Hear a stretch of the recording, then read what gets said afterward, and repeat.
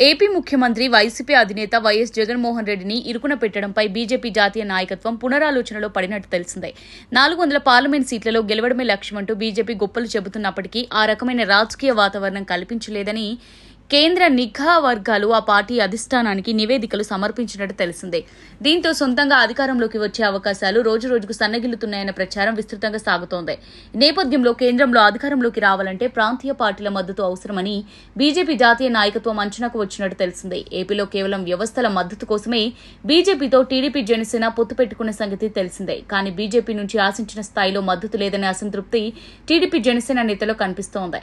బీజేపీతో పొత్తు పెట్టుకోవడం వల్ల మైనారిటీలు దళితుల ఓట్లను పోగొట్టుకుంటామని తెలిసి కూడా ముందుకే వెళ్లామని, కానీ ఆ నష్టాన్ని భర్తీ చేసేలా కేంద్రంలో అధికారం చెలాయిస్తున్న మోదీ సర్కార్ నుంచి లభించలేదని టీడీపీ జనసేన నాయకులు ఆఫ్ ది రికార్డ్ మాటల్లో విమర్శిస్తున్నారు. అసలేం జరుగుతోందని టీడీపీ జనసేన నేతలు ఢిల్లీ స్థాయిలో ఆరా తీయగా షాకింగ్ విషయాలు తెలిసొచ్చినట్టు చెబుతున్నారు. జాతీయ స్థాయిలో బీజేపీకి సొంతంగా ప్రభుత్వం ఏర్పాటు చేసే అవకాశాలు సన్నగిల్లడం వల్లే ఆ పార్టీ అగ్రనేతలు విద్వేషపూరిత కామెంట్స్ చేస్తున్నారని గుర్తు చేయడం విశేషం. అందుకే వైసీపీ లాంటి ప్రాంతీయ పార్టీలను దూరం చేసుకునేలా వ్యవహరించొద్దనే నిర్ణయానికి వచ్చినట్టు చెబుతున్నారు.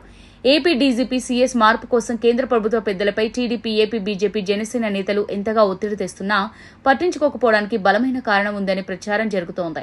చంద్రబాబు నాయుడు నమ్మదగ్గ నాయకుడు కాదని, కానీ జగన్ మోసగించే వ్యక్తి కాదని బీజేపీ పెద్దల అభిప్రాయం. ఈ ఎన్నికల కోసం జగన్ ను ఇబ్బంది పెట్టి టీడీపీని నెత్తిన పెట్టుకుంటే బాబు కీలకమైన సమయంలో హ్యాండ్ ఇస్తాడని బీజేపీ అగ్రనేతలు అంటున్నారని తెలిసిందే. కేవలం జాతీయ స్థాయిలో బీజేపీ అధికారంలో ఉండడం వల్లే పొత్తు కుదుర్చుకున్నారే తప్ప అభిమానంతో కాదని గుర్తు చేస్తున్నారని సమాచారం.